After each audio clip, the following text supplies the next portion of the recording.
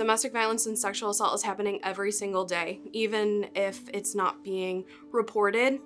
And so our services are providing free and confidential services to anyone. Each day can be a battle, and some days are easier than others.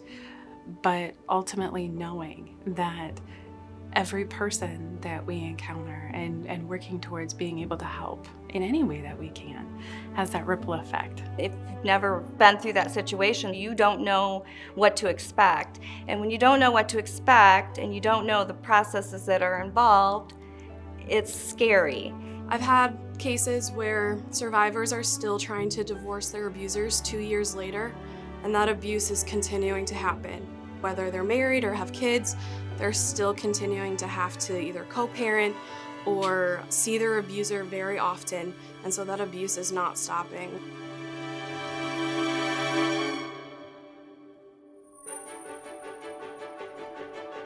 Riverview Center's mission is assisting clients within the communities that we serve who are survivors of sexual assault, sexual abuse services, and in Illinois, we also handle domestic violence services. We serve 16 counties total. We serve 14 counties in Northeast Iowa, and we serve 2 counties in Illinois. A lot of the services that we provide are immediate response to crisis intervention. So if someone reports to a law enforcement center and needs to report sexual assault or domestic violence, we are oftentimes called upon immediately from law enforcement to serve in an advocacy capacity. Same thing goes with emergency response to hospitals. We are oftentimes the very first person that's called when someone reports to a hospital and wants to report a violent crime that's happened to them. The majority of my job is going to court with survivors, either civil or criminal court. We do a lot of domestic violence education with survivors, economic assistance, housing, childcare. The need for a bilingual advocate was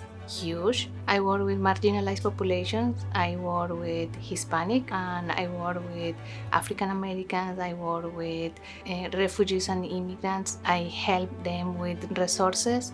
So I do medical advocacy, legal advocacy, general advocacy, and peer counseling. We have a preventionist that goes to the schools, provides information and sessions to kids on bullying and body safety, things like that. Really anything that has happened to our survivor, we help them navigate through different systems and helping them through their struggles. The other thing we do is we do a lot of long-term counseling and therapy services, so more in-depth, therapy services. Trauma affects all aspects and all areas of a human being, from development, literally growth and development, emotion, spirituality, sense of self, all of those different areas. So when we're talking about working with individuals from a trauma-centered perspective, really that's that focus in being able to address that trauma.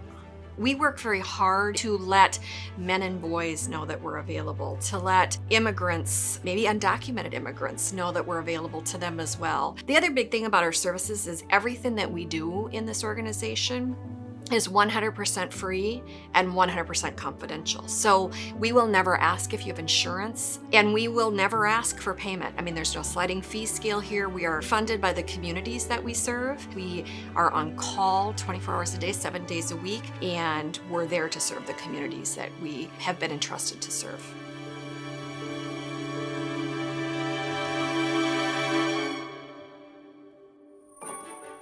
I had a client that firmly believes that the services that were provided to her saved her life, that we were a lifeline to her and her voice when she didn't have one.